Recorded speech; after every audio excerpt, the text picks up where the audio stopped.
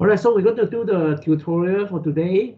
I try to minimize the lecturing because these are not supposed to be a lecturing session as recommended by OpenU. It's supposed to be some kind of the tutorial session. It means we need to do some exercises or probably some simple briefing of what you should do, or provide some guideline for the student here to complete the first assignment at least. Okay, let's look at the timeline first. Since this is our first meeting, I think we should first look at our timeline. First of all, let me share my screen. Okay. So today is a 12. Sorry, today is not 12. Sorry, 12. This is the last for last year. Today is 14 January. Okay. And then the next time we meet is going to be our lab section. So let me remind you about that. You need to attend the lab session if possible, because I'm going to help you prepare the lab report on the same day. So the second time we meet is going to be we call it lab meeting. Okay, so this is the date, 28th. That means it will be about 2 weeks from now. The next 2 weeks. Okay. See that? Let me move this down a bit.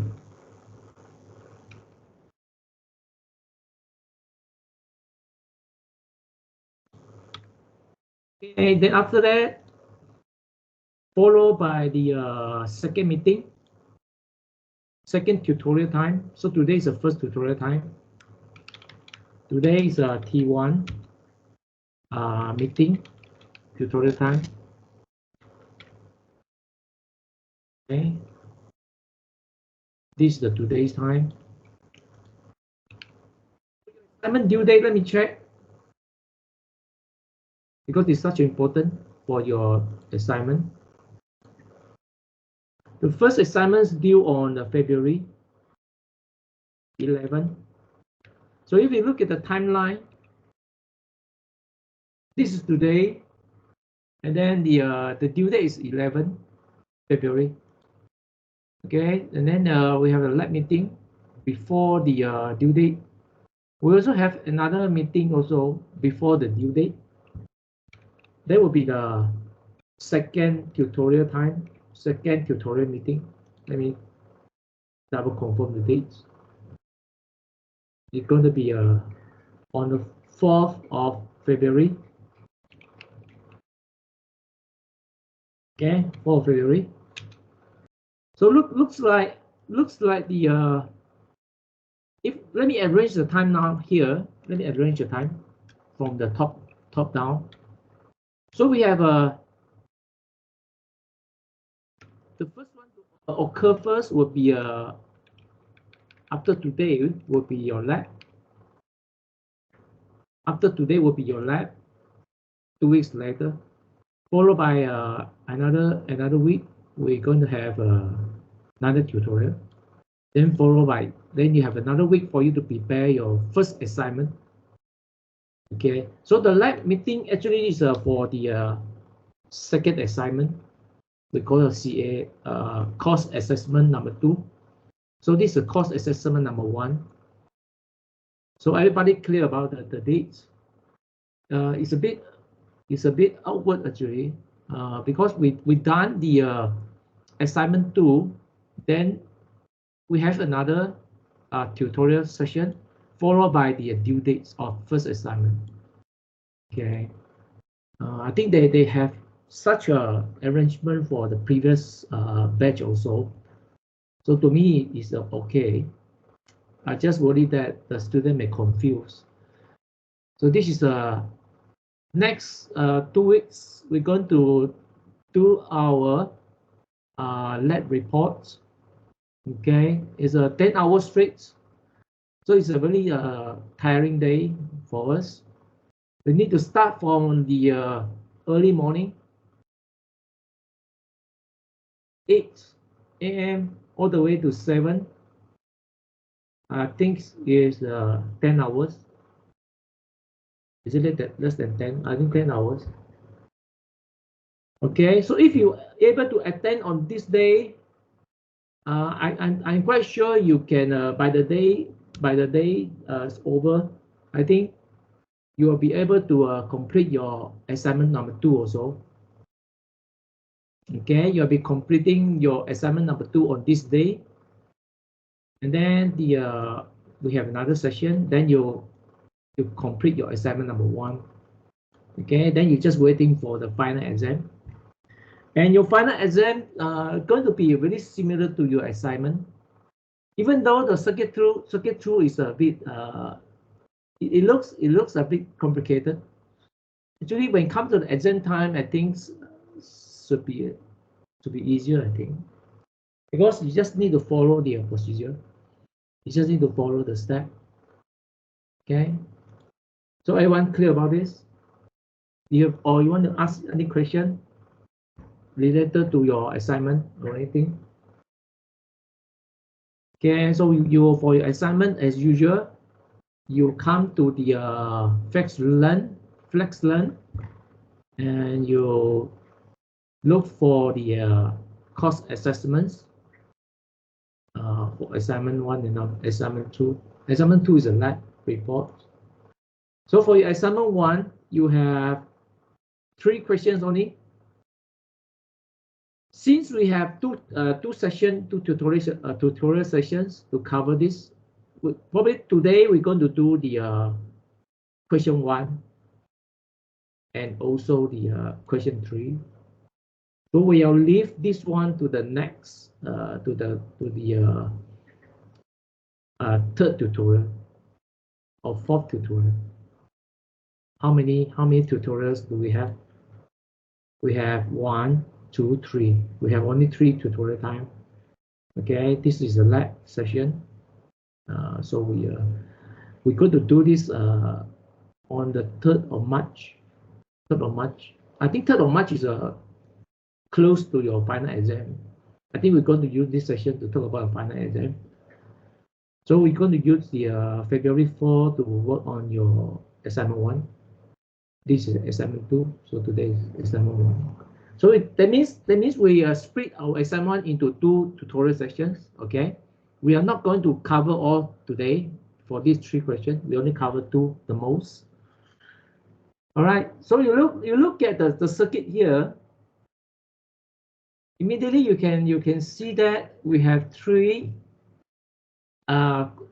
different types of component with unique behavior. The resistance is the one that we're quite familiar, because this is kind of linear type of behavior.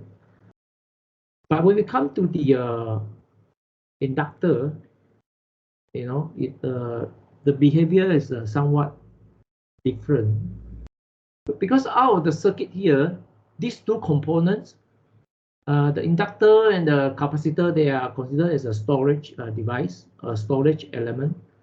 That means these 2 devices can store energy, and after they store energy, they also can release the energy back to the circuit. Not like unlike the resistors, which only consume the power. You know, the behavior is kind of linear, just consume the power. These 2 components is a bit interesting. You know, the way how they work is quite intuitive.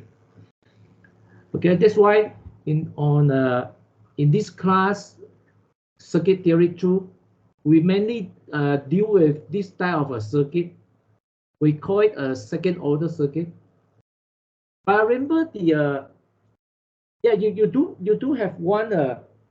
I remember for your circuit theory 1, the last question we did was the first order circuit. Okay, then for the circuit theory 2, of course, we move on to the next level, which is the second order circuit. I don't think we'll look back to the first order circuit again. You can see the question number 2 is also another second order circuit. How do I know second order? Because I can see two storage elements, capacitors and the inductor. Okay, I don't actually look at the resistor. Resistor just the current limiting component. Because if you really look into this circuit here, you know that the inductor and the capacitor, they are not actually consume any power. If they really consume power, is that very small internal resistance, you know, inside the components.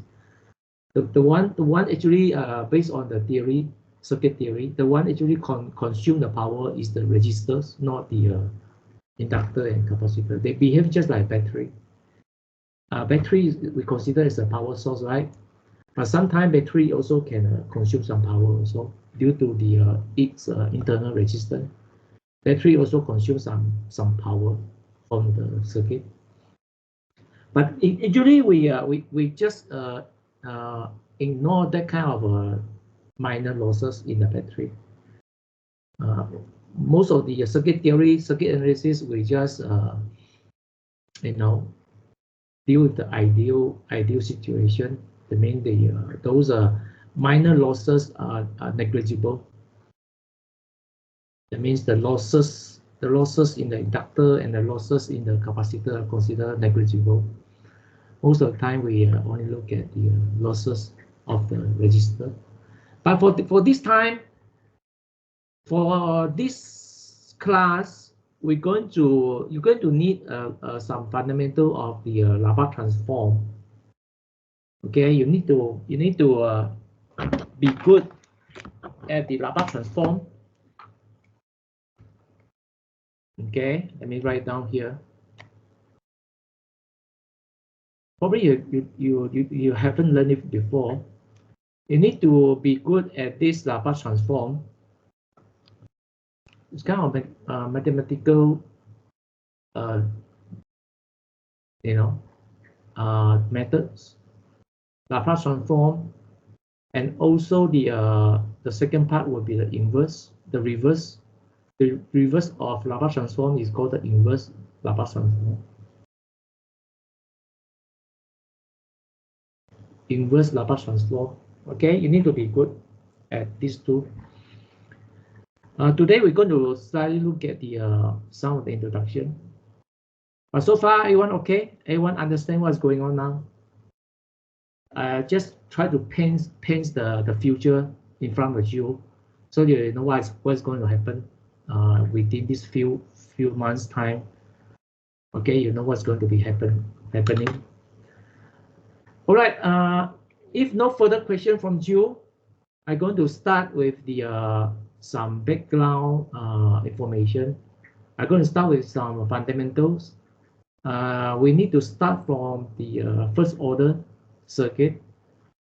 Actually, the first order circuit, what you can see is something like this.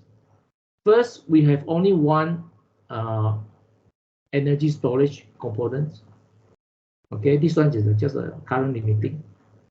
Another one is the we have another energy storage. So they are the way how they store energy is a rather different. One store the electric field, okay, electric field. Another one store the electromagnetic field. So they are different, right? One is the electromagnetic, one is the magnetic, one is the electric. Okay, so you can see one is the charges, storing the charge. Another one store the magnetic field. Okay, so some kind of field, magnetic field. This is the electric field. So the way how they store energy is a bit different. You can take the suspension of our car as the analogy of the circuit. You can imagine the if you have a spring, A spring is some kind of energy storage, because when you stress the spring, it will bounce back, right? You will return back to the original position, original shape. So the spring is more behave like the capacitor or the inductor in this case. The load actually is the arm to consume the power, the load. Okay. When it comes to the second order circuit, we have two energy storage device in the circuit. You can see that C and L. It's more like the if you look at the suspension system of the vehicle, it more looks like you have a spring here and the load like previous case. And now we also have another one called the absorber. The absorber is some kind you wouldn't say like even it's not that the one to save the power or something, but how they behave is when the spring bouncing back and forth, the absorber can also bounce back and forth. So the way how they react to each other will more can be seen like the waveform like this, some kind of bouncing or damping. We call the damping, damping effect. Okay, so this is the second order circuit. Of course, it's a bit complicated than the first order. When we are dealing with the second order circuit, most likely we need to deal with this second derivative, d2v dt2. I think some of us learned in the past the second order equation. Okay, when it comes to the circuit, the real circuit here, we can see we have the three elements in the circuit. Okay, later we're going to do one exercise related to this RLC second order circuit. But before we begin, I need to actually brief you on the first order circuit. Okay, just now what we look at is just a fundamental or just a figure only.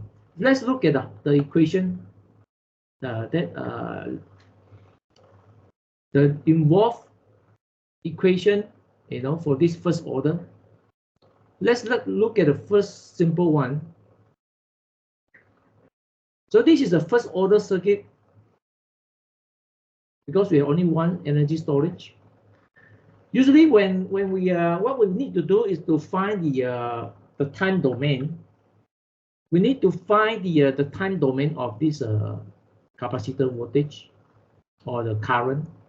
Usually what we need to find is the VCT is a VCT, and also the current as a function of time, the current as a function of time, and the capacitor voltage as a function of time, and both of them are in the time domain.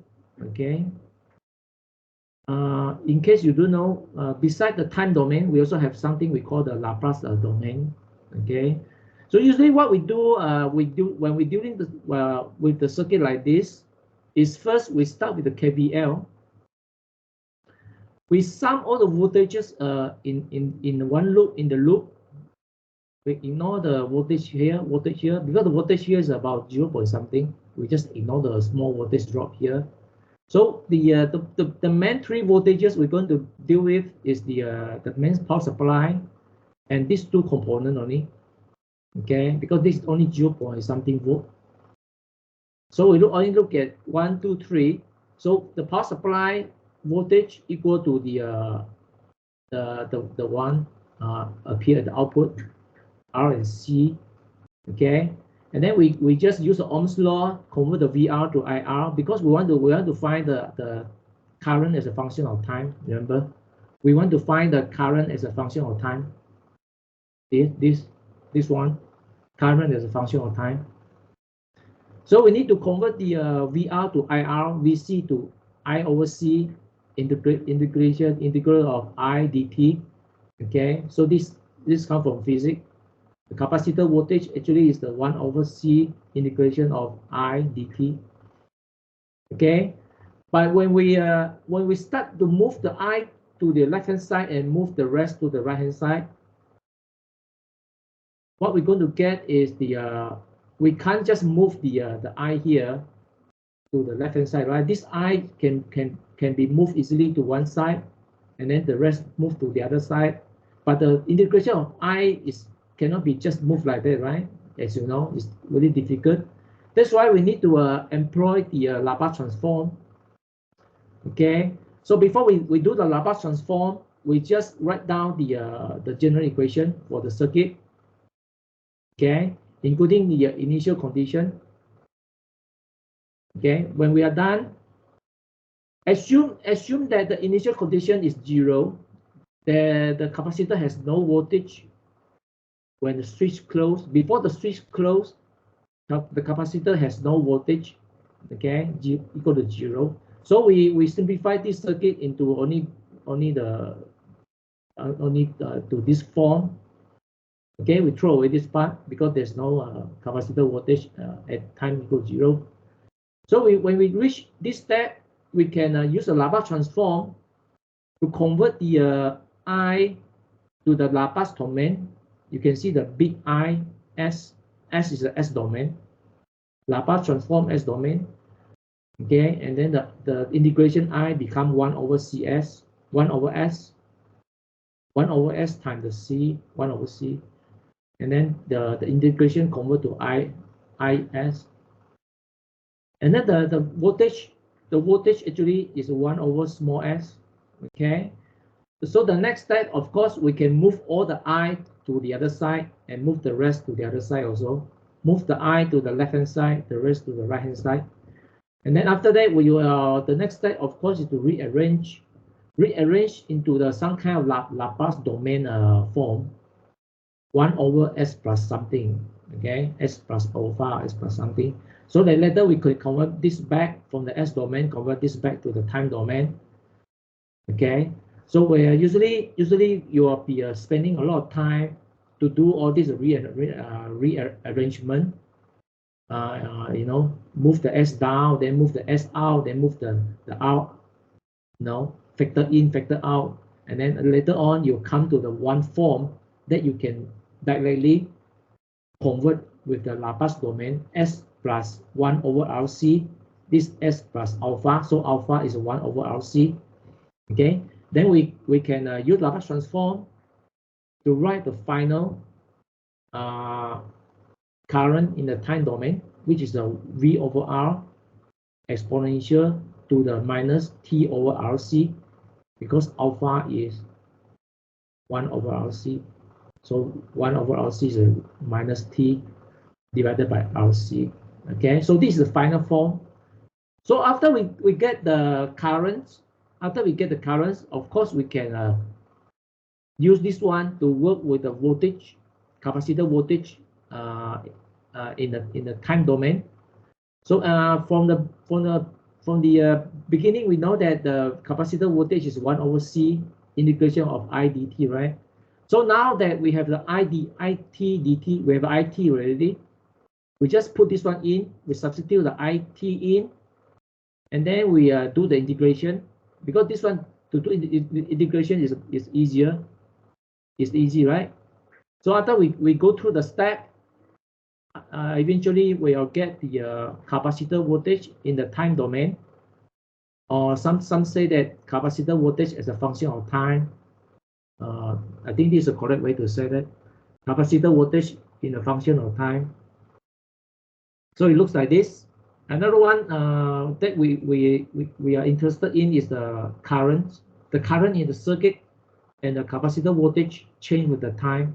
Okay, when we have these two equations, of course we can plot the graph.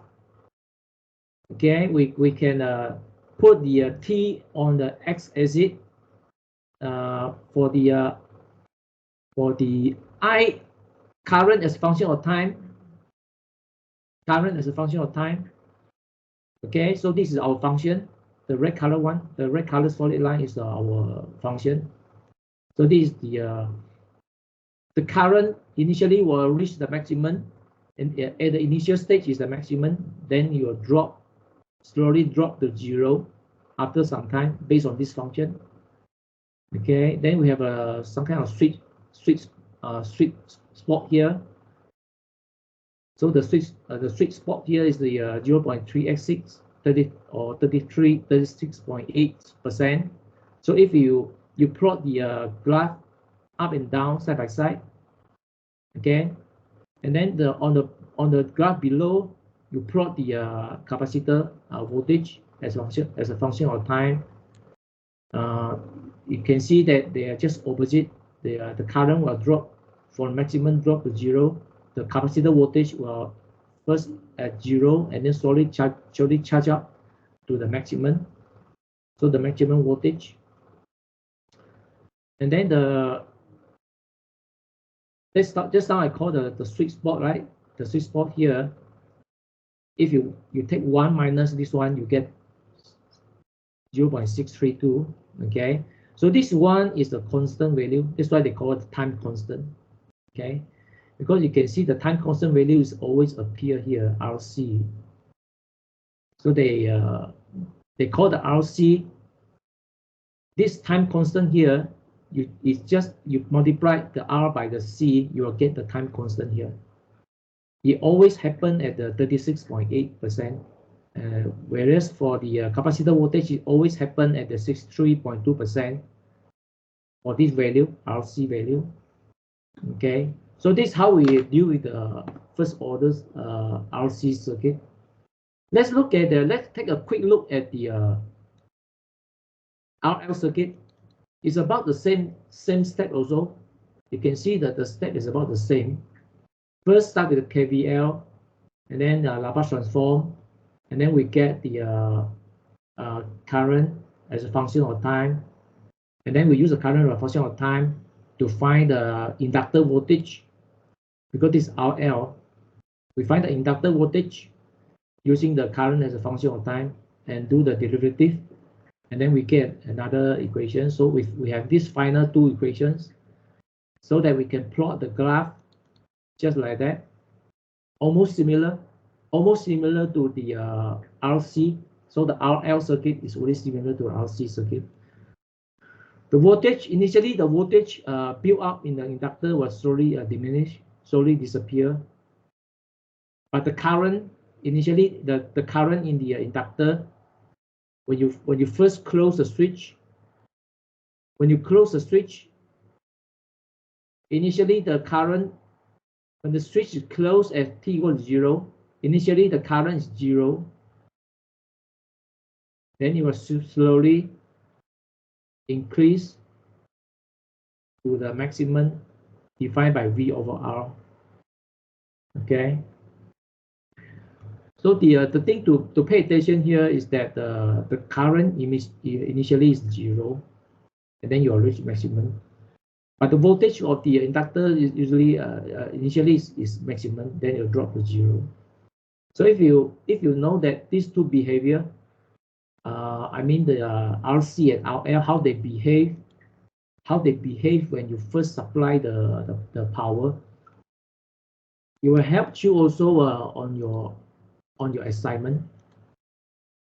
So your assignment is something more complex because we have R, L, and C. Okay, and then the most difficult part for the second order circuit is actually the initial and final conditions. Okay, let me write down here. The most difficult part for the second order circuit is the initial. Okay, is the hold on, yeah. Is the, let me get my pen here. It's the initial conditions. You need to understand the initial conditions or the initial values Okay, you also need to understand the final condition and final value. Okay, you need to know all this. So when the before the switch open at t equal to 0, at t 0 minus, before the 0, we call the 0 minus, we have the initial condition, right? We have an initial condition before the switch open. And then after the switch open, we have the after the switch open, we have a t greater than 0. We have a final value. Final value sometimes is an infinity value, right? Sometimes it's after you open this one for a very long time, there will be a final value. So the initial values and the final value is the one that most students find difficult. For example, most students find it hard to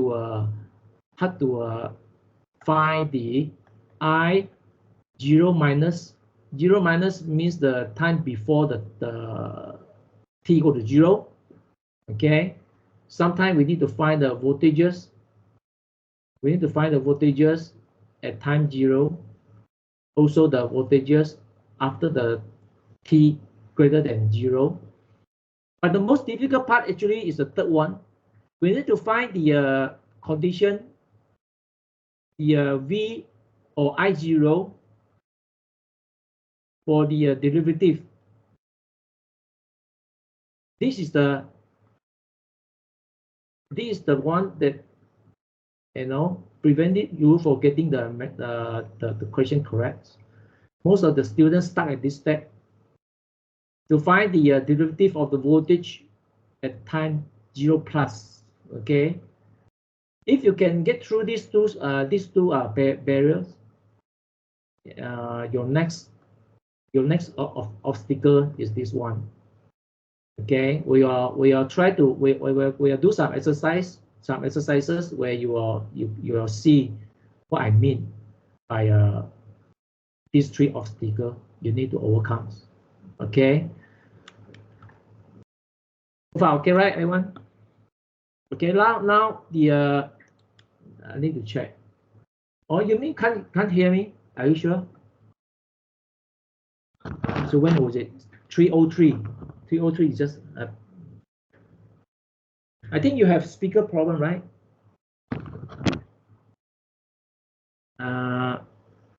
Because here I can't hear anything also. I can hear my voice also. I can hear my voice, of course. All right, okay. So Gatti, right? Gatti, can you please double check your speaker or something? All right. Now I need to give you the first exercise. The first exercise here, okay, is also a RLC. RLC. So this RLC without a switch is considered when you first power up. The question provides some initial condition also. You see that the initial condition, initial value. So the question say this circuit is powered by 12 volt DC, and then it gave you the initial inductor current is 0. So initially this one current here is 0. Okay, I mean before you connect the circuit, initial here's 0. But the initial capacitor voltage we have 4 volt here. So the question asks you to find the current in the as a function of time, current as a function of time for the S domain and the time domain. Okay, so you think you can do that? So what is the first step that we should do when we see something like this? Definitely this one is a second order circuit, right? This one is second order. The first attempt, of course, is to write the KVL of all the voltages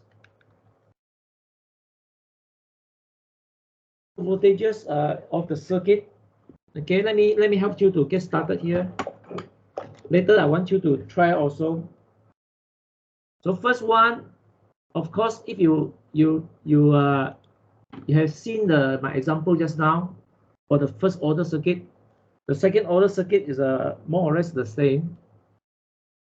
So first we use a KVL to write the equation, sum of the voltages equation.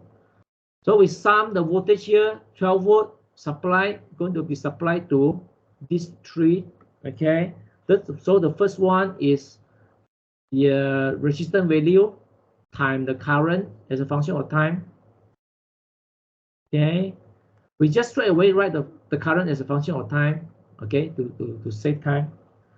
And second one is the inductor value, right? So for the inductor value, we have learned this one from physics. The inductor voltage is equal to L di dt. Okay, and then the capacitor voltage is always opposite the inductor. It means what it means that it has the instead of differentiation, it's using the integration of I dt, right? So this one we learned this one from physics. You can tell the inductor and the capacitor, they are most like opposite each other. Okay, let's continue to write down this inductor. So it's the 2 dit dt. When you're answering this question in the final exam, the first equation can earn you some point already. So 1 over 0.25 is actually 4.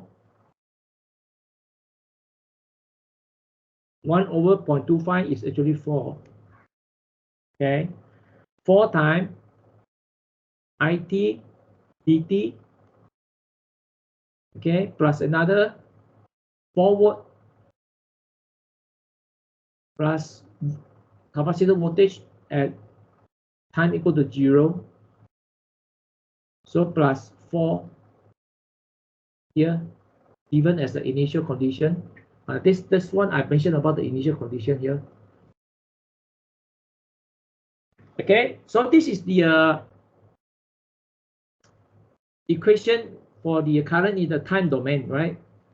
So eventually we still need to move the I to the left hand side, the rest to the right hand side, so that we can come up something like IT equal to what? Okay, this is your answer. IT equal to what ampere? Right? We need to find this question mark.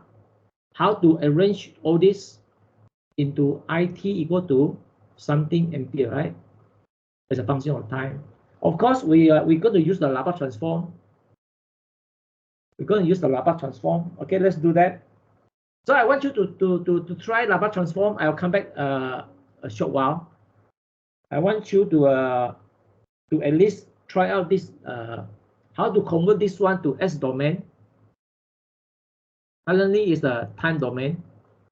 We want to convert to S domain. Laplace transform using Laplace transform. Convert to the Laplace S domain. Okay, you please try to convert this one. You can look for the example on the internet. If you just search for the second order circuit or first order circuit Laplace transform, I think they'll show you how to convert it.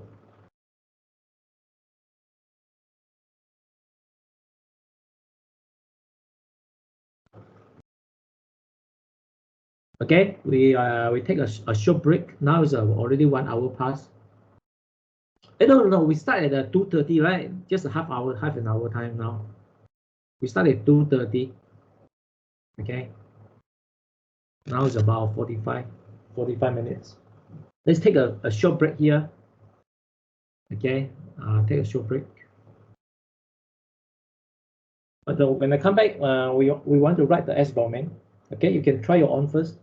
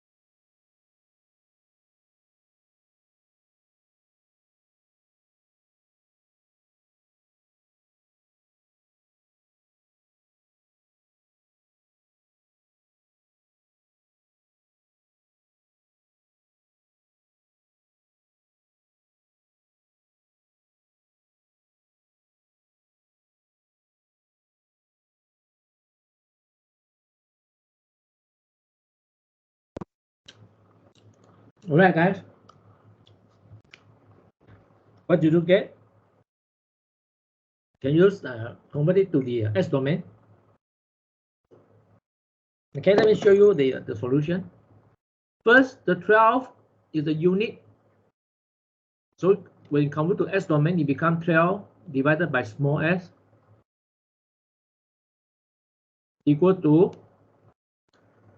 6 and big I function of in the function of S domain. Notice that this is the big I. The S is in the bracket. This is not in the bracket.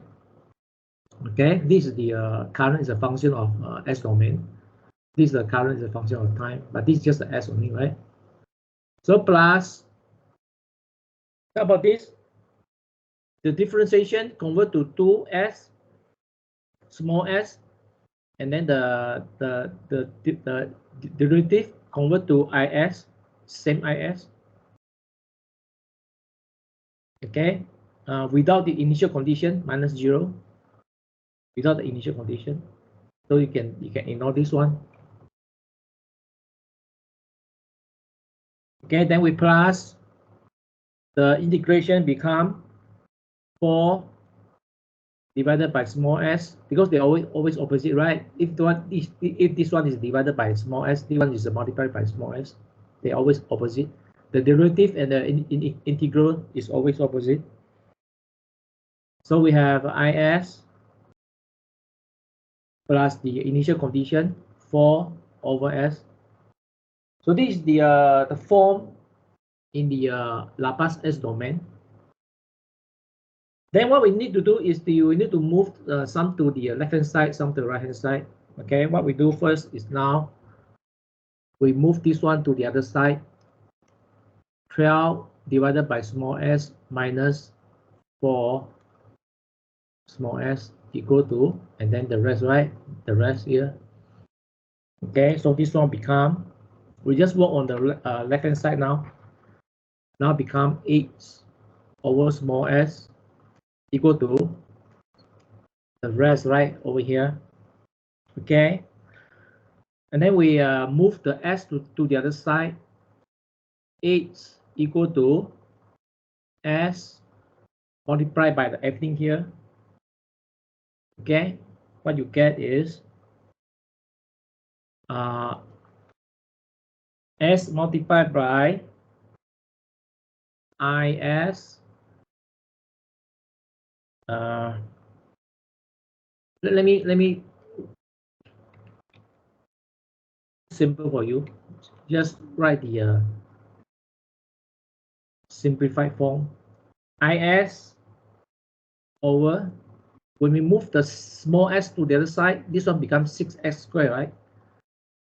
Become 6s, 6 becomes 6s times is plus 2s squared plus 4. Because 4 over s, if you move the s to the other side, the s cancel, become 4. Okay, now we are one step closer to our answer.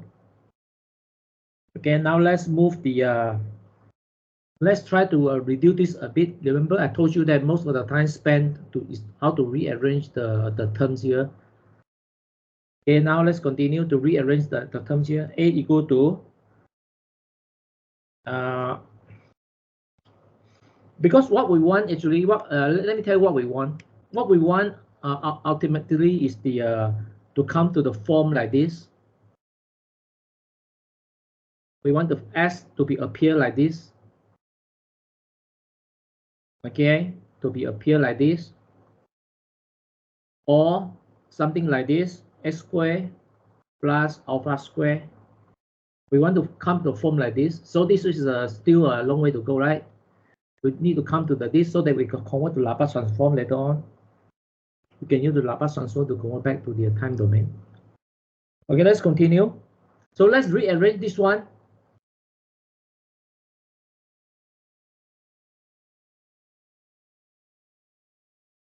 Let's box this thing here.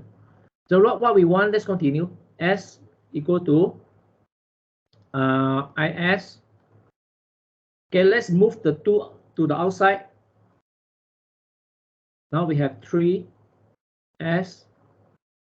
plus x squared. Because we want the x squared, right? So we move the x squared here, plus 2.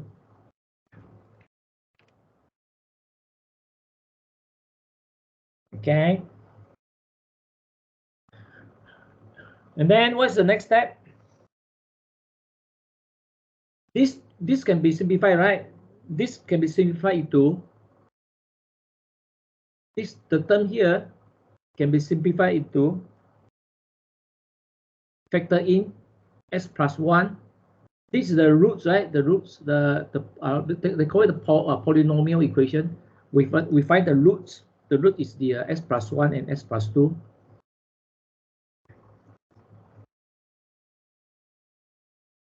Okay.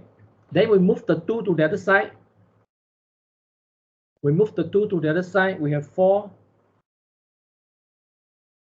We move the 2 to the other side along with this one, and then we leave the is on the left hand side. We move the is to the other side. No, we move the 2 to the other side, is on this side, and move the other one there. So we have 4 over s plus 1 and s plus 2. So we are very close to the Laplace form already. Okay, but what we want at the end is not this form. What we want is something like this.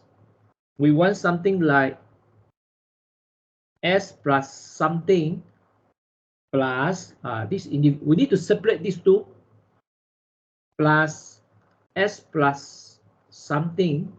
Okay, so that to separate these two, then we're going to have two variables here represented by a and b, unknown. When we split away these two, we're going to have they call something a partial fraction or something. We're going to have a and b. Okay, so when you reach this step, in order to convert in order to convert the equation from this form to this form, we need to use the partial fraction.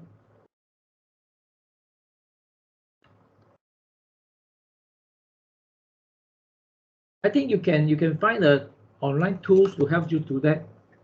Let me try to see whether we can do this or not.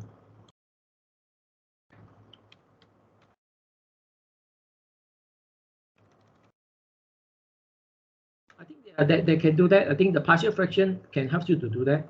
So if you insert the equation into this equation, it helps you to find the partial fraction for the Let me try this example.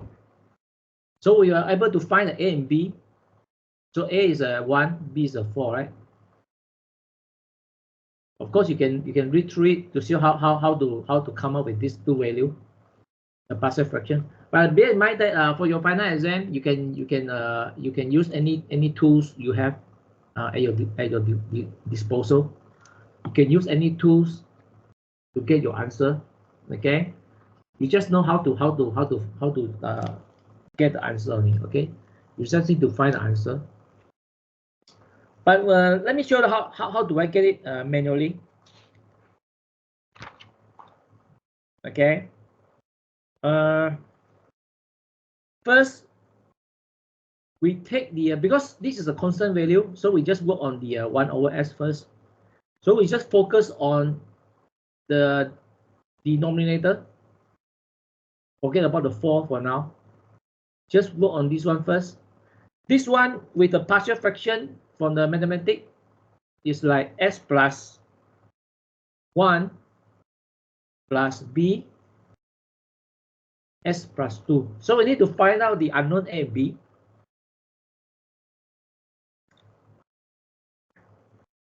Okay, can you try with what you have learned before? How to find a and b from here?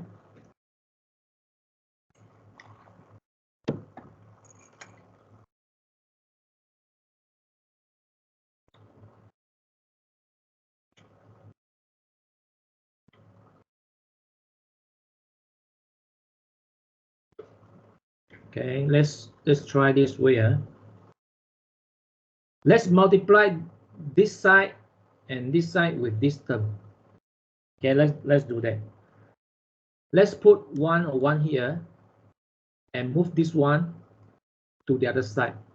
A s plus 1 s plus 2 over s plus 1 plus b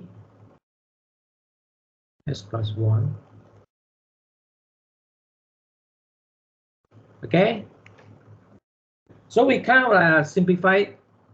We remove the those can be cancelled. We can just cancel it off. So we leave what we have. What we left here is a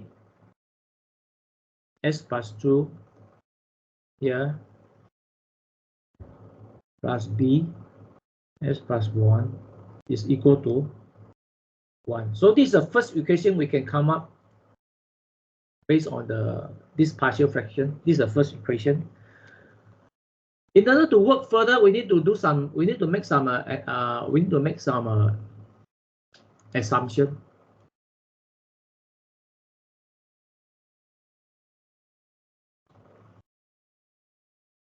Oh, what happened? This is what happened when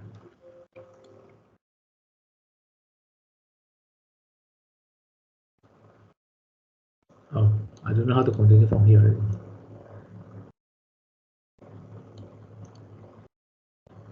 The cursor is right here.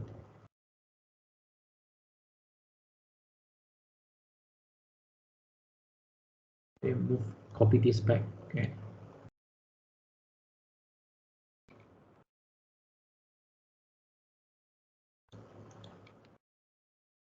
Okay, let's continue. So we need to make some assumption. Assume that if s is equal to 0, then we get, if you put the 0 into this equation, you will get 2a plus b equal to 1. Okay, so if s is equal to 1, we get another equation. 3a plus 2b equal to 1. So this is the third equation we have. Then we can use the tool to solve for simultaneous equation.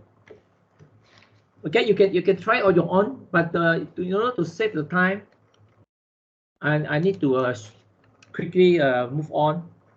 Okay, at the end, you need to solve for a and b. At the end, you will get a is equal to 1 and b is equal to minus 1. Okay, this is what you'll get eventually. Okay, this is what you'll get.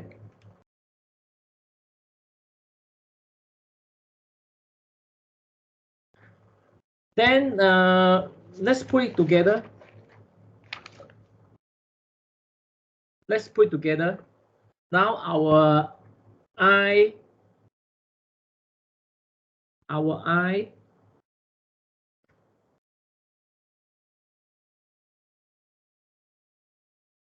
remember where we come from? We come from here, right? So the IS Laplace S domain is actually equal to the 4. Remember the 4, we just leave it alone just now because it's a constant value. 4 A equal to S plus 1, because B is a minus 1, so it's minus 1 over S plus 2, because B is a minus. Okay, then you can use the inverse Laplace transform. We need to use inverse Laplace transform.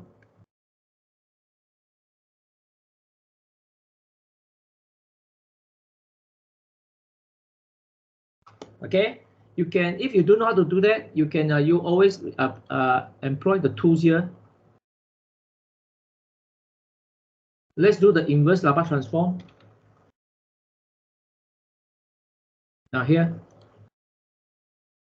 So when you apply the inverse Laplace transform, then you click go.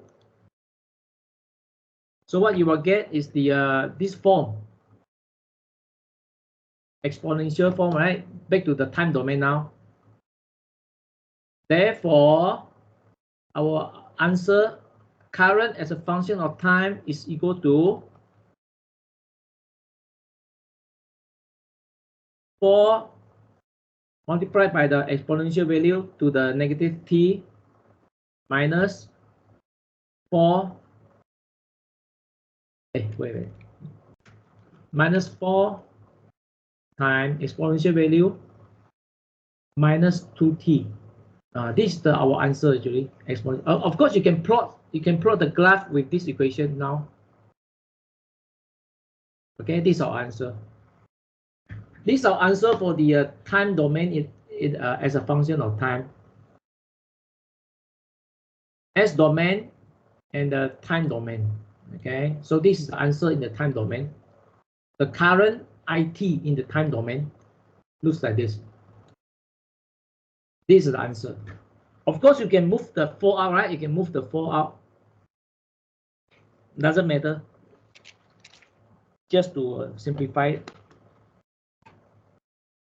So I hope you have some kind of idea with this Laplace transform S domain, and then how to use the inverse Laplace transform after we find the unknown A and B. How to use the inverse Laplace transform to come up with the final the current as a function of time, all the way from the beginning here. This is the beginning, right? At the end, we can find the current as a function of time using the Laplace transform. Okay, then we can put this one into computer program to plot the current. Put the time in the x-axis and then the current in the y-axis. You can plot the graph with this function. You can predict the behavior of the current change with time on the xy axis, on the xy graph. I think the software also the software online here also can help you to plot the graph, but actually you don't need to do that in your final exam. You don't need to plot the graph in your final exam. But if you really want to find out, you can try the tools here to plot the graph. Now this is the solve for the unknown. Okay.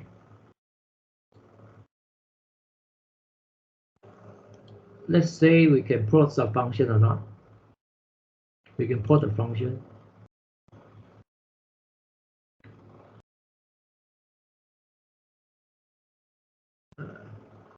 Is there any example? It is an example.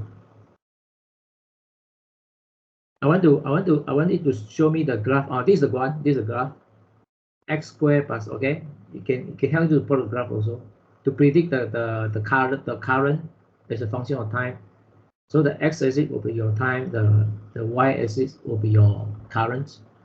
After you have this equation, you can apply, you can use a computer program to plot the current. The current behavior in this circuit.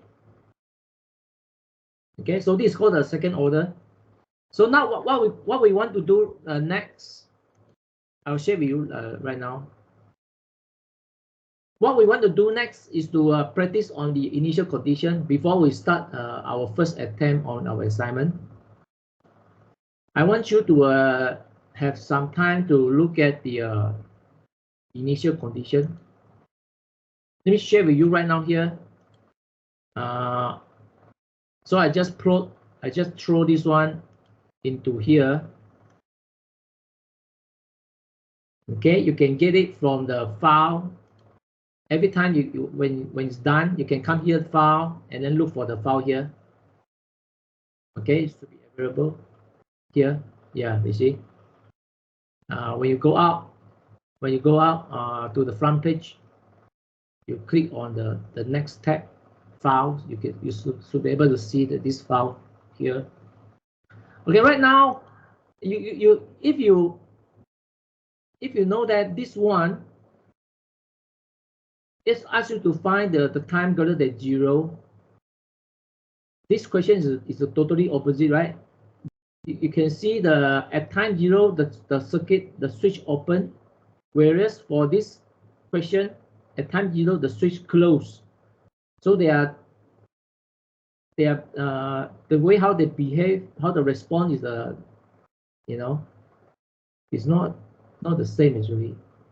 This one is open, this one is closed, right? So you need to pay close attention to this arrow here. When the arrow open or arrow close is a totally different. You see, this one is open, right? If you see the arrow closing, then you have a different initial condition and the final value. The final value of all these component and the initial value before the switch open. Okay, this is the just straightforward kind of calculation. Okay, nothing difficult here actually. We should leave this one to the end. Okay, we'll do this in the next tutorial. Later on, we want to do our first attempt on this question. Of course, I cannot use the exactly the same value. I'll use a different value to help you out. But before we have our first attempt on this circuit, let's have some experience on the next exercise, which is the initial condition and the final condition. So we look at this circuit here. It is somewhat quite similar to our assignment. You can see we have a R, L, C, and the switch open. Here we have R, L, C, and the switch open also. The switch open at time equal to 0. So this exercise, I think, it will give you some idea how to find the current at time 0 plus. That means after the time 0. Okay, after the switch open for some time. And then this one is really difficult, right? As I told you earlier on, I say that to find the derivative of the time initial condition, the derivative of the initial condition, and final value, the final value of the current and voltage in this circuit. These are the most difficult part for the second order. If you can really grasp the concept how to determine the initial condition, the derivative, and the final value, I think you should doing very well in this class. When the final exam comes, I think you can score if you really know how to understand how to get all these values here. Okay, so let's look at this exercise, second exercise. We have a 12-volt power supply to power the 4 ohm inductor, 0.25 Henry, and 2 ohm. And then at time equal 0, the switch open. Okay, so before the time equal 0, the switch is closed. Okay, so I want you to guess. Okay, first of all, you need to guess what is the initial condition. I want you to guess the initial condition for the current. I want you to first try to guess. Okay, don't afraid of making mistake. This is the 0 plus indicate is before the time equals 0. Okay, if you look at the graph, the x-axis is our timeline, right? 0 is here, so 0 plus means here. Okay, this side. This is 0 plus, 0 minus, sorry, 0 minus. Here is a 0 plus. Okay, 0 plus. I want you to guess the current at 0 0 minus. I also want you to guess the voltage, output voltage here attached to this. Actually is the capacitor voltage. The voltage at 0 minus. Okay, I want you to guess these two. Later we come to see whether you're correct or not. Okay.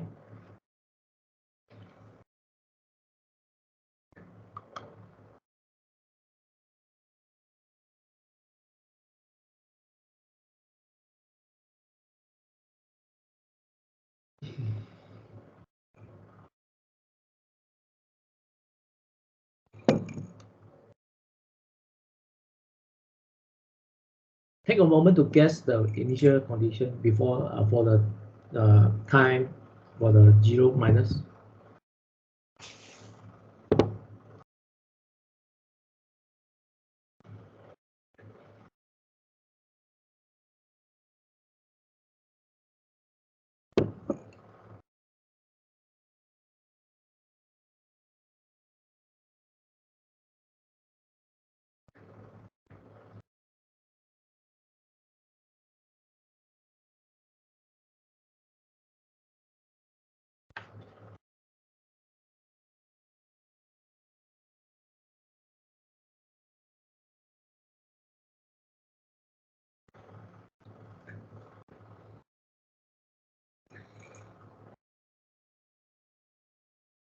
All right. Let's draw the circuit, okay? At time equal to 0 minus, we have a circuit like this. Let's try to visualize with the circuit. We have a 4 ohm, but inductor value, when the switch is closed initially, right, before the t equal 0, before the t equal to 0, the switch is closed. And the energy that's stored in the inductor will be long gone already because it closed for very, very long time here, very long time here. Because the inductor can only keep the energy for a short while only, for let's say a microsecond or millisecond. Let's say for a long time, it closed for a long time, we assume for about a few seconds. I think the energy should already disappear. So what happened is the at the 0 minus, you can assume the inductor becomes a short wire. It has no voltage, it has no current or voltage at all. And then what we have, see this one closed, this one has no effect, right? This is an open circuit. So we have another 2 ohm here. So you must able to visualize this circuit before the switch open. Before the switch open,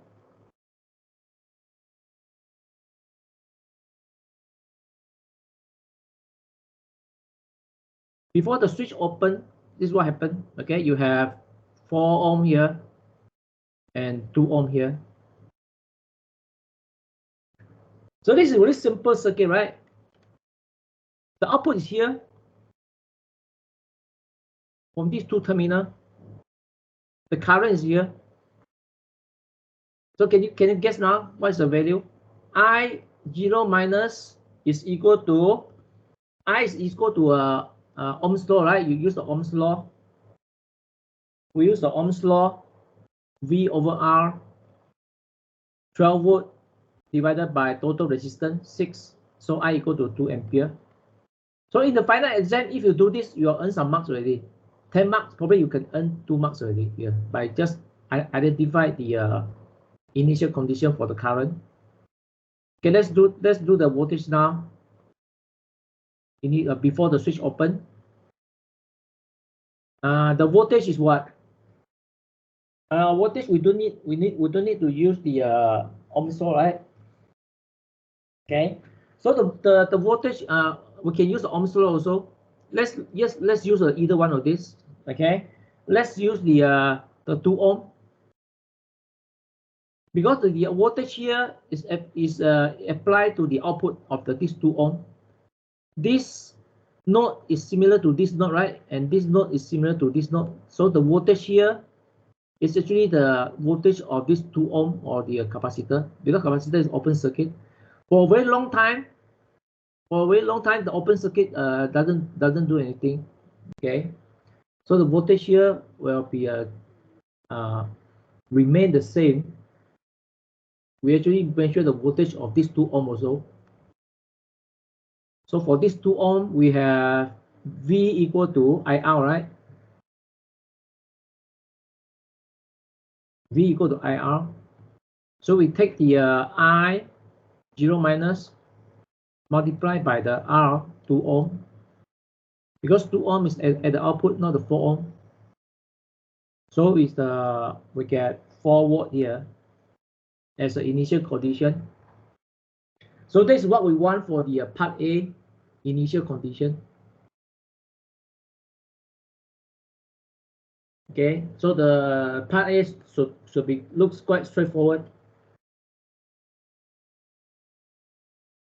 Let's try the part B now. So for part B, we need to find the derivative of the time 0 plus. Hey, wait a minute. Here we have a 0 minus, right? But the answer wants the 0 plus. Okay. After the switch open, when the switch open 0 plus,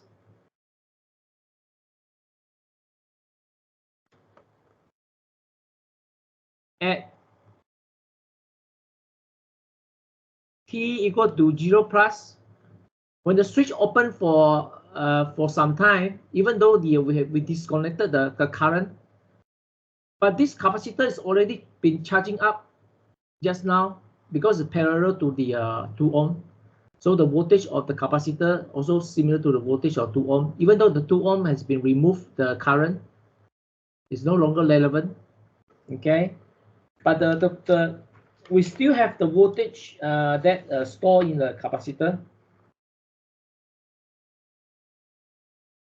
Okay, so what we have is when the switch open, the current immediately after the switch open, even though the current when this 0 plus actually means it's not open for a very long time, only for a short while. Okay, so we can say that the I 0 minus is similar to I 0 plus. So this 0 plus is not really 1 second or 2 seconds, it's 0.000 second. Okay, the current is still the same. Okay, you will not disappear so fast. You're still the same here. The current that flow through the just now when the current flow through here, right? Suddenly you open, the current still there at the 0 plus. Okay, it will slowly drop the current, but the 0 plus here is meaning that there's a short while only, a fraction of second, probably 0.001 second. Okay, so the current is still the same.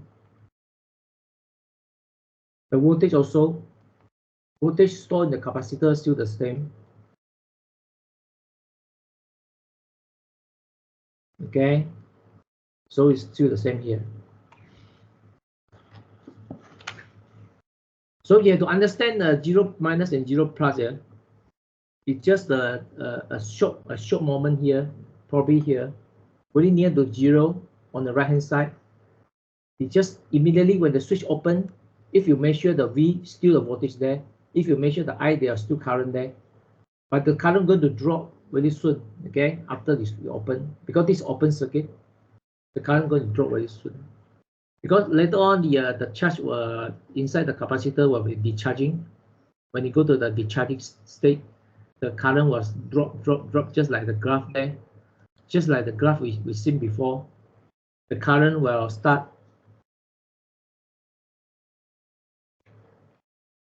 Let me draw here. At 0 plus, initially the current is maximum here. The current is the 2 ampere. Then at 0 plus is still 2 ampere, but you will drop. Okay, you'll drop like this. But the 0 plus is actually here, not here. Here is probably a t equal to 2 seconds or 3 seconds already. Okay, so what we mean the 0 plus is right here. It's still 2 ampere. Okay, but you're slowly dropping. So yeah, you need to really able to differentiate the 0 plus and 0 minus. Okay. Now let's try the part B. The part B we have 0 plus didt d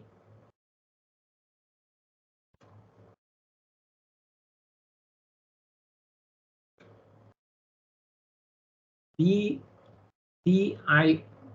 Okay.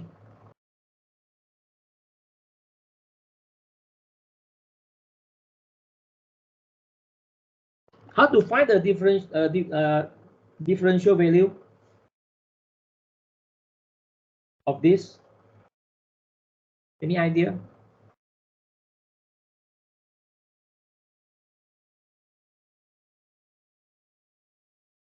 Okay, to find the current, due to the time constraint, we need to move faster. Okay, for the current, we can always utilize the equation here. The current of the capacitor from physics is a dV dt, right? Okay, it's a dV dt. And then the other one is what? The other one for the inductor current, inductor voltage is equal to a capacitor current, inductor voltage is equal to L di dt from physics. From here we can find the di dt, right? Here, di dt. From here we can find the dv dt, right?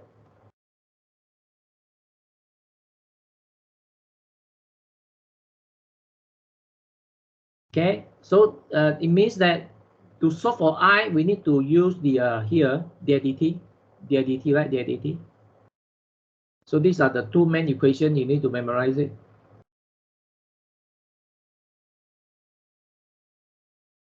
Okay, let's do the first one.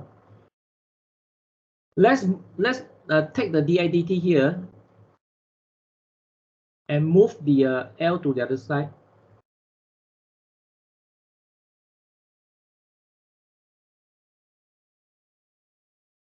Okay,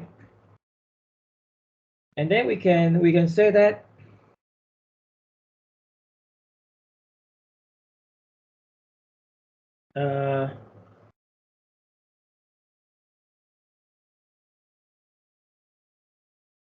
this is not easy, right? By doing this, what we have here,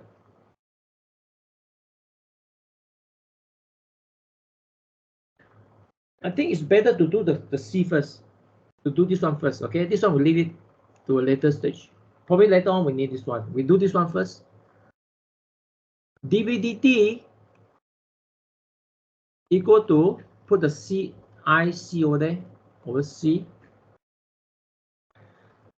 Because this IC here, this IC, we already know, right, the initial condition of the capacitor voltage. This IC actually is 2 from the beginning here, 0 plus divided by C. C is what? 0.1 farad. So divided by 0.1. So you get 20 volt per second dV dt, right? V over time, volt per second. So this is the initial condition of the derivative. So now back to the di dt now. Back to di dt.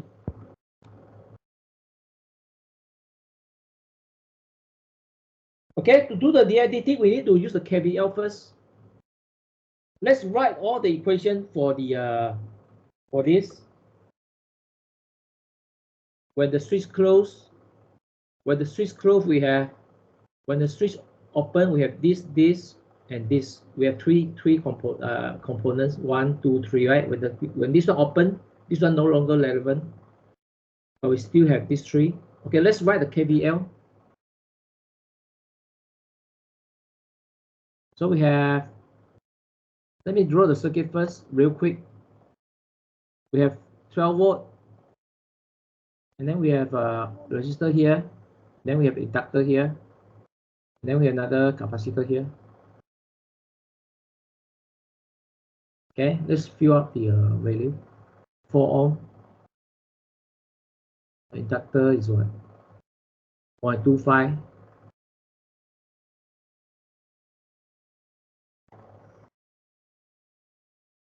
Henry.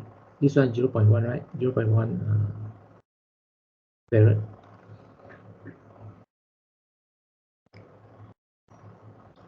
Okay, so let's write the KVL first. Minus 12 volt. Okay, we start from the negative here. Minus 12 volt plus the 4 times I0 plus 4 times I0. Okay, plus the inductor voltage, and then dt, right? Inductor voltage. But inductor voltage is the one we try to find usually.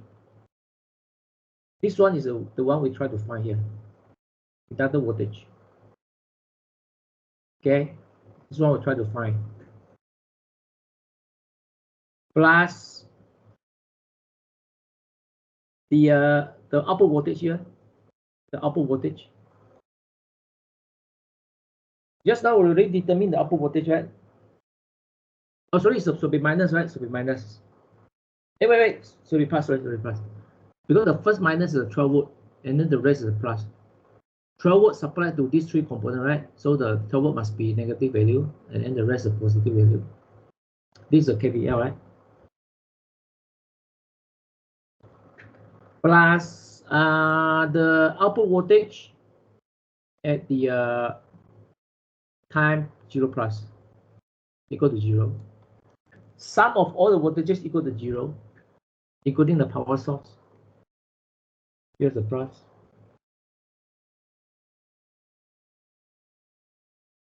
Here's the plus. Here's the output. Okay, output is just a V only. Okay, now this one is, we determined before, this one is 4. I remember it's 4, the other one is 2 ampere. This forward initial condition at output. Okay, so this one is the 2 ampere. So we can determine this one right now, VL. We find the VL using the KVL. Okay, so the VL at 0 plus is equal to, if you move the 12 volt to the other side, minus 4, 2, minus 4 is 0. 12 minus 8 minus 4, 0 volt. That means the inductor value, actually the voltage disappear or diminish. Okay, voltage disappear. Right. Now we can conclude that the DI 0 plus. Now guys, we need to speed up a bit. Equal to VL 0 plus DT equal to 0 volt. Hey, wait. Not so fast, okay? So the back to this equation here. DIDT actually is a VL over L, okay? VL over L. VL over L. Not VL over DT. This is wrong. It's a VL over L, okay? It's 0 over 0.25 Henry. So it's 0.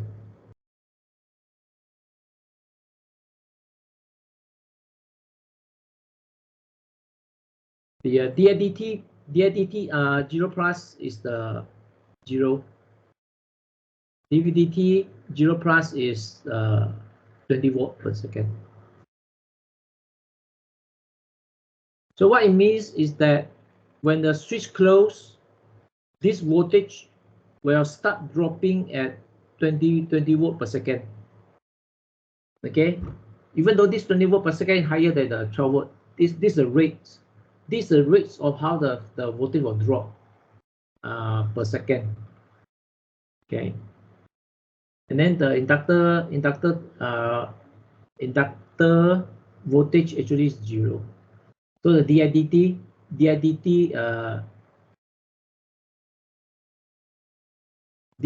is 0.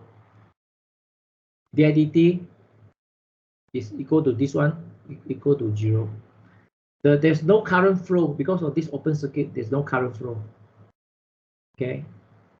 For 0 plus, there's current flow back to 0, but the voltage will drop. So this is how we define the initial condition. And then the last one is that the I infinity and V infinity, this is open for a very long time. Okay, let's do this and then we can start looking into our assignment. So the I infinity and the voltage infinity for a very long time.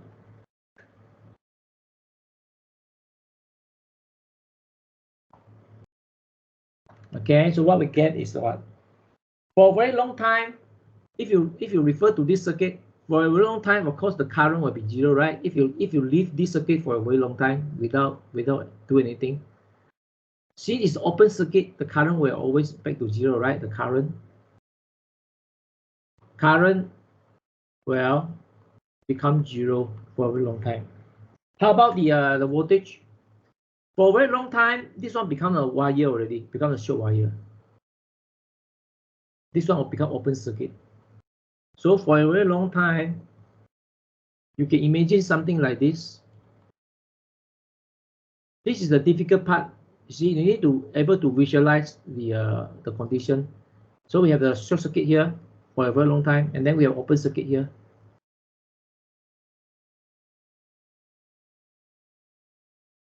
So for a long time, even though it's 4 ohm, right, but it's open circuit. So what we measure at a long time, V for a very long time is 12 volt.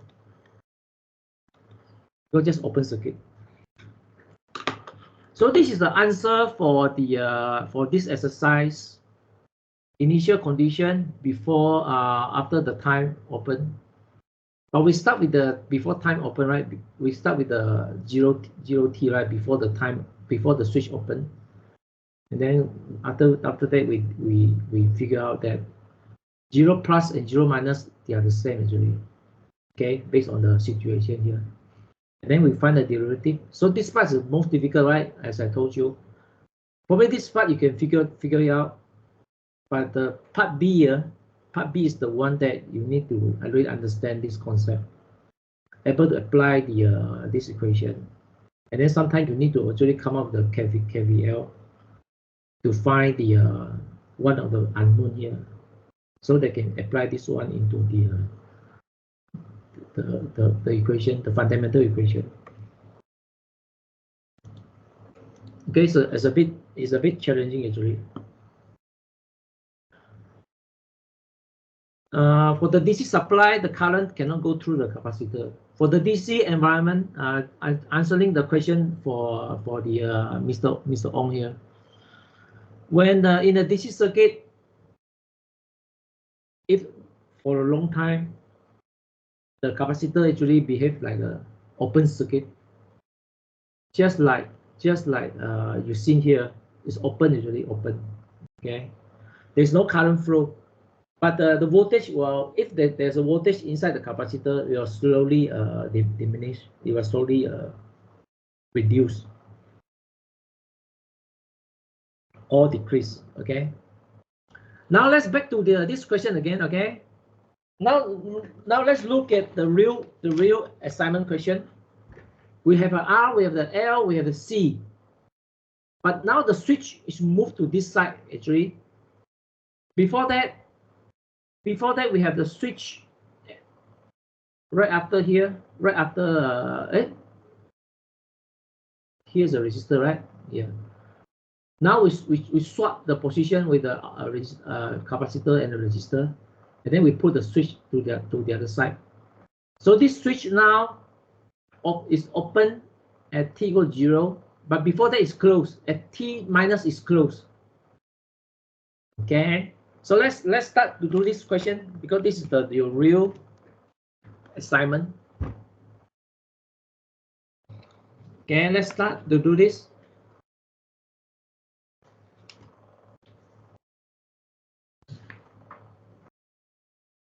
Hold on, yeah.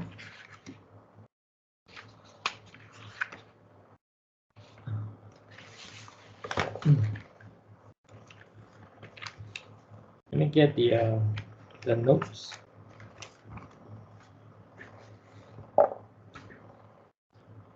Okay, I want you to first look at this circuit and then first come up with the 0 minus and 0 plus for the initial condition. Before we move on to the most difficult one, the derivative, okay? First, you have to learn how to define the initial condition of current and voltage for just like we did just now, what we did just now in the beginning. So I want you to try that now, okay? Meanwhile, I'm going to dig out the my notes, okay? I need to unshare the screen for a while,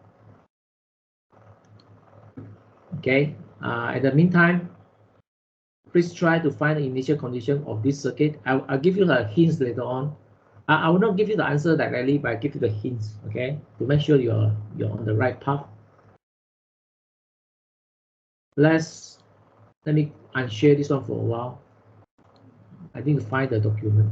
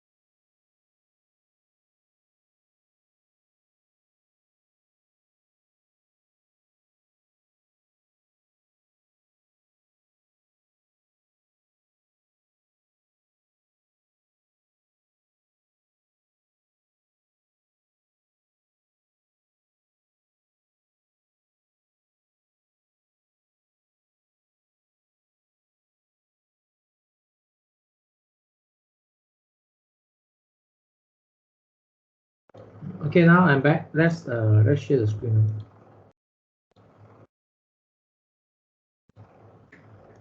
All right, let's look at this circuit. Because I think because today the second order circuit is not that simple. Looks like due to the time constraint here, we will leave this one to the next tutorial on the 8th. Is it 8th of February? Okay, let's copy this one first. Okay, first of all, let me guide you through. But remember, I will not give you the answer. I will only guide you through all the steps. All you need to know to solve this question. First, you need to find as an initial step. As the initial step, you need to find the initial condition before the time equal to 0. So you need to find for the time less than 0. This is the 0 open, right? Less than 0, we have the circuit. Okay, let's draw the circuit.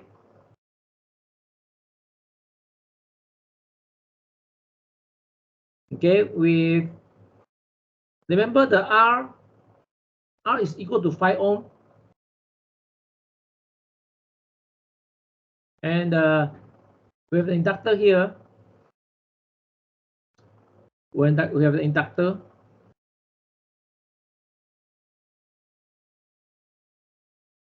And initially, when the switch is closed, with the capacitor here.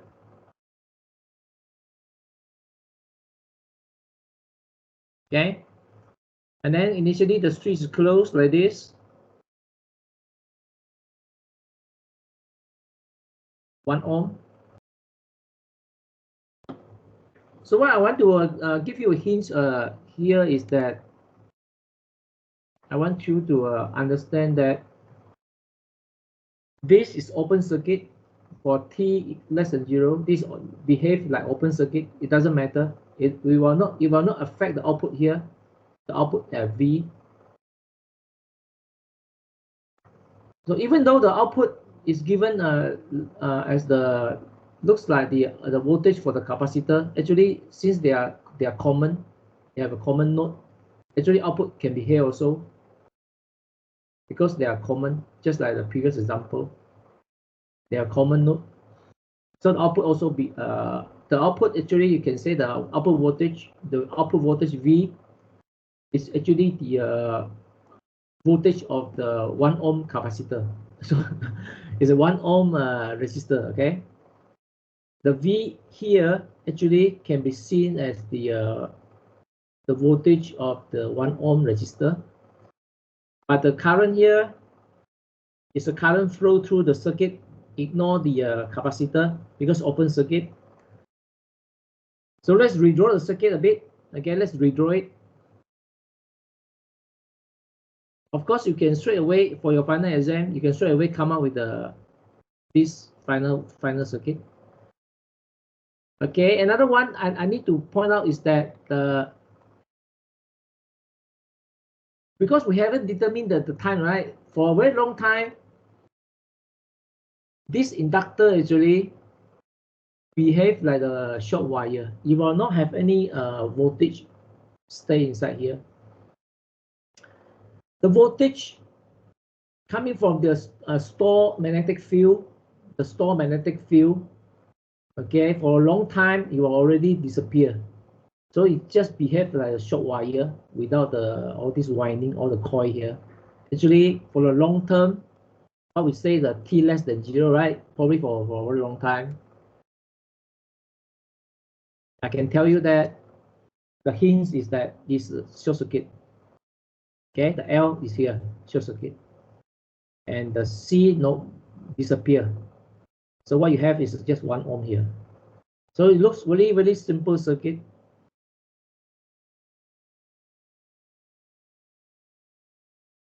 Okay, so I want you to find the current or the voltage, okay, before the 0, before 0 minus. Okay. Because it say at 0 is open, right? Open at 0. So before the 0 minus still the switch still closed. Because the switch is closed for a very long time, at 0 is just open. You see? Now the question you need to understand is that this switch, we assume the switch closed for a very long time. He didn't say for how long, but he only said that at 0 is open. At 0 open. So that for a very long time, this one has no effect, this one has no effect, okay, before the switch open. So I want you to find out this value here and the voltage also. Okay, I can tell you they are integer, they are whole number, okay, they are whole number. There's no decimal point, anything, there's no fraction number, it's a whole number, okay. Just look at this circuit to find the V, to find the I in this circuit. Okay, it's simple enough, right? I cannot give you more hints already because this is too simple.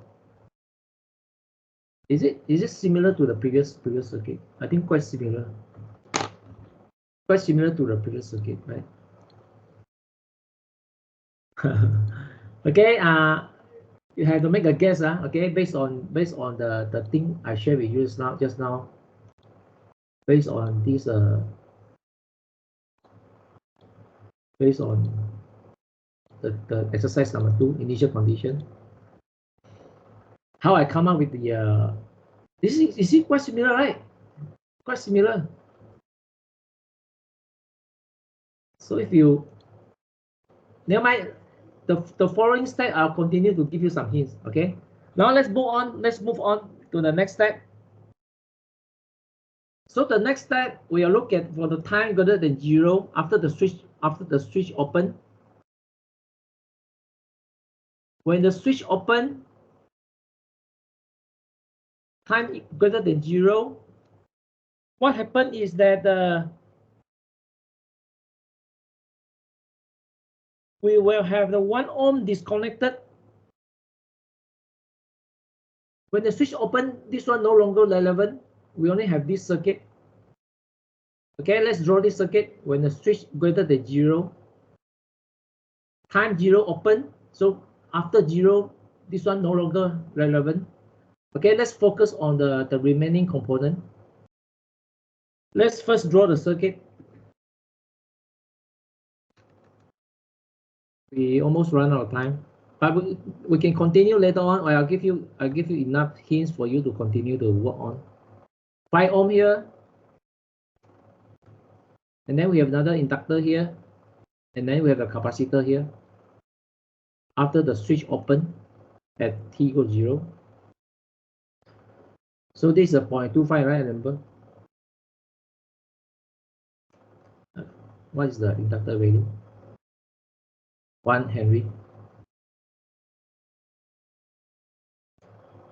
Okay, so the voltage is still here. Here, this from here to here. The current is still in the loop. So for this, I need to introduce you to the one important concept of this RLC. For RLC response, okay, RLC is exactly RLC. For RLC, they call the step response. Okay, for RLC step response, we need to determine the alpha, phi, alpha, and omega, the frequency. Okay, so probably you have confused about what is the alpha and omega for the RLC step response. Anyone learned this before?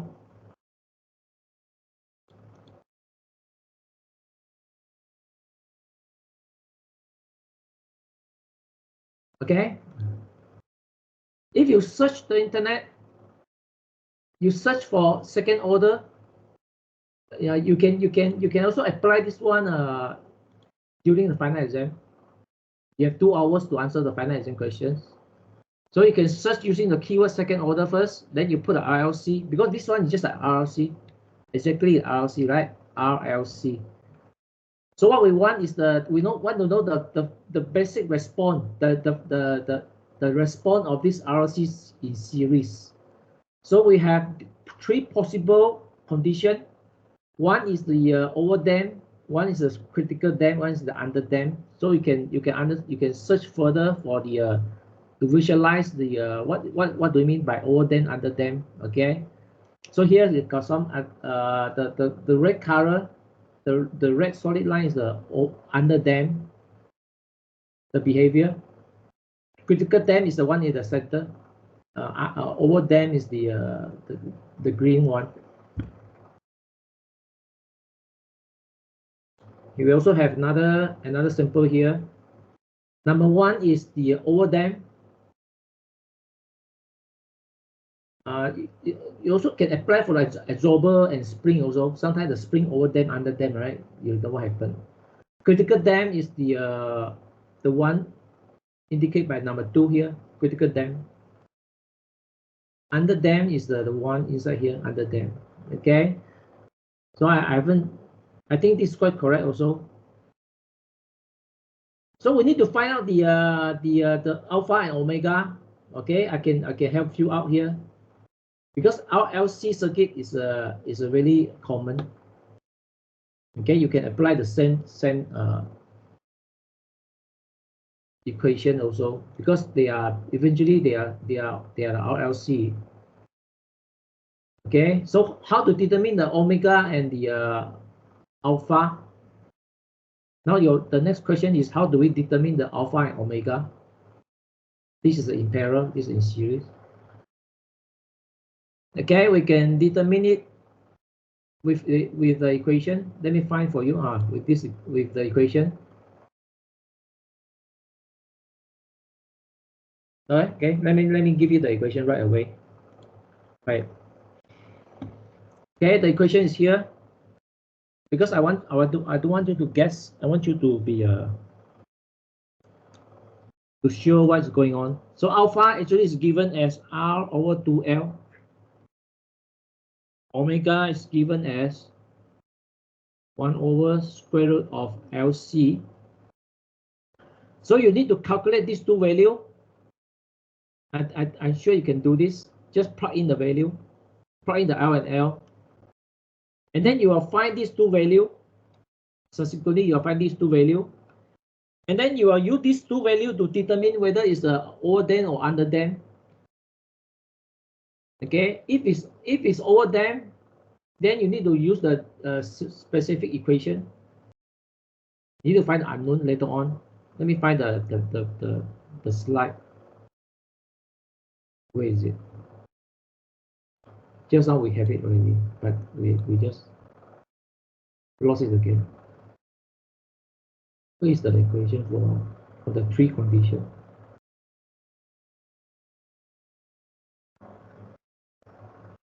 What is the condition? The equation for 3 condition. Let's search again and see what happened. Where is the equation for 3 condition? Of course, in the final exam, you can get everything ready. You can prepare beforehand. This is the condition. So if it's overdam, then you use this equation. You need to find the unknown A1 and A2. If it's critical, then you need to find B1 and B2. Okay, and so on. Okay, how do you know it's overdam? How do you know it's underdam or overdam? Let me show you. Okay, so after that, you need to find the roots. After you find the omega and the alpha, then you continue to find the roots, S1 and 2. I give you the equation here. It's a minus alpha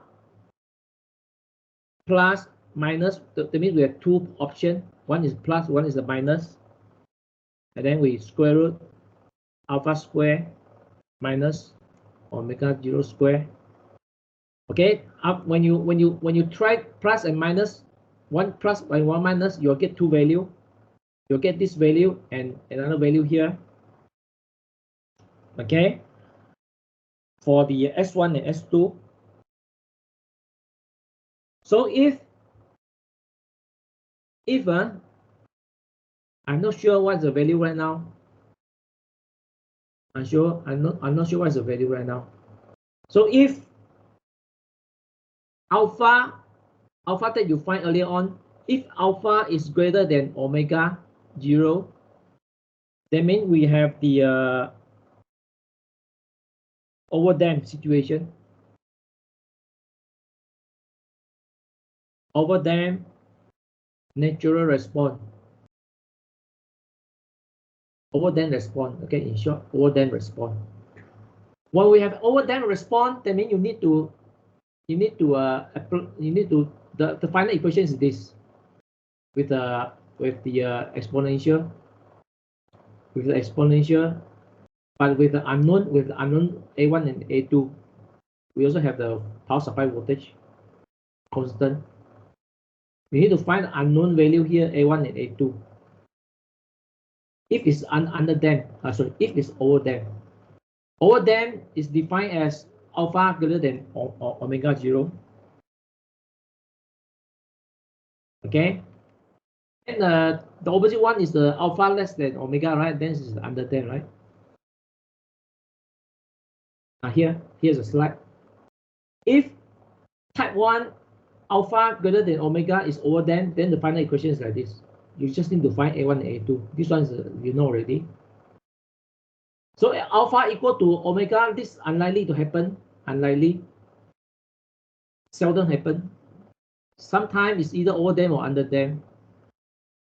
If it's underdamped, then you have the equation in the form like this, the final equation of the voltage and the function of time like this. You just need to find the B1 and B2. Okay, there are many tutorials on the line can show you how to do this, because this RLC is a very standard circuit. Many people show you online. I'm sure you can find the answer real quick to find the unknown B1, B2. If it's underdamped, if it's overdamped, you need to find A1 and A2. Okay, so I want you to leave it to you to try. When the next time when we meet, I will give you a hint how's the final answer looks like. Actually, I can give you right now. No problem. I can give you right now the answer.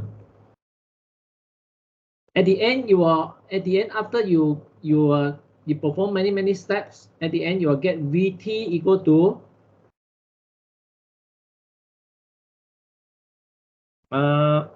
in this case is the overdamped. Okay, I can let you know it's overdamped. So we have 24 volt being the power supply voltage based on the power supply voltage overdamped. So your answer definitely you will see 24 volt here plus A1, right? A1 and exponential value S1 T. Where is the S1? S1 is here using this equation plus A2 E S2 T. S2 is here.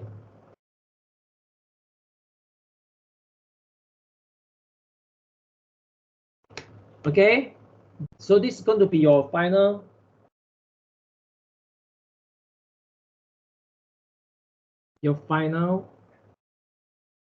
let's say you find the S1 to be 1, so it's just a T only. Okay, let's say you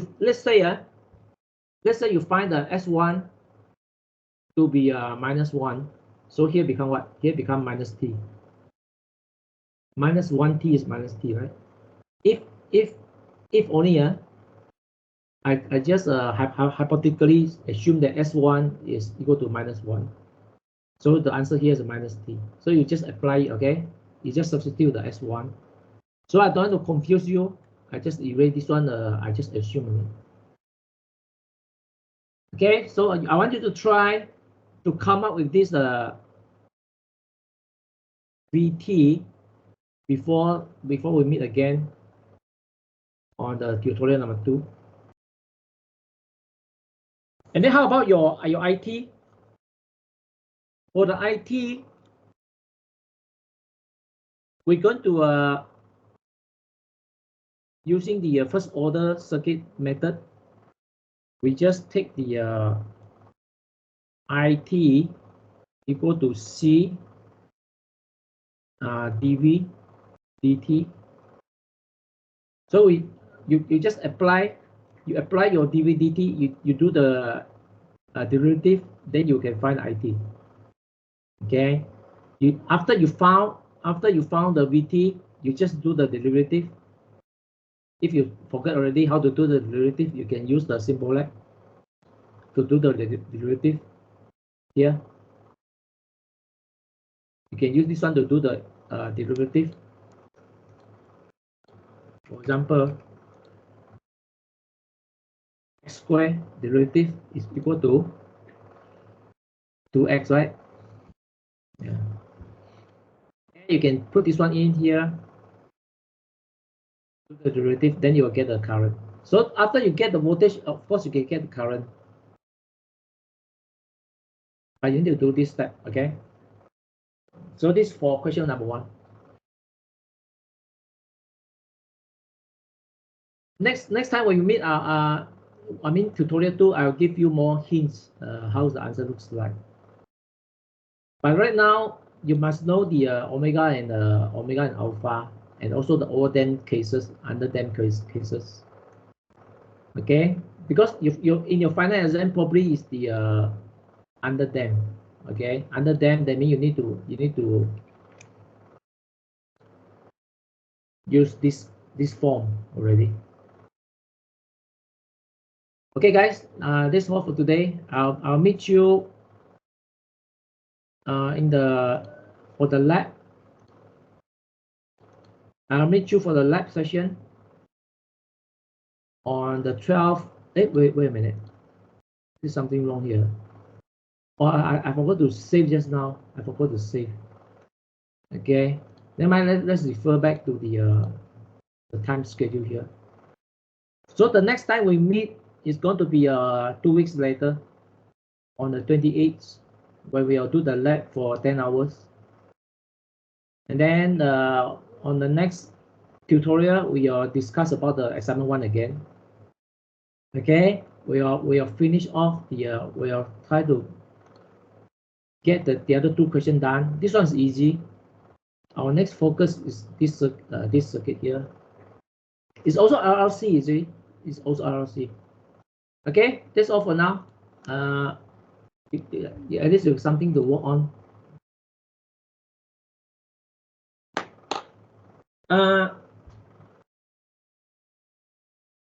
Yeah, that's right. You need to just find the VT and IT only. But first you need to find the VT, then you can find the IT. If you can, try to draw the circuit, because it helps you to visualize what happened. Okay, guys, is there any question? Okay, I'll share the slide with you later on. Okay, the slide I'll share with you. The initial condition one I'll share with you.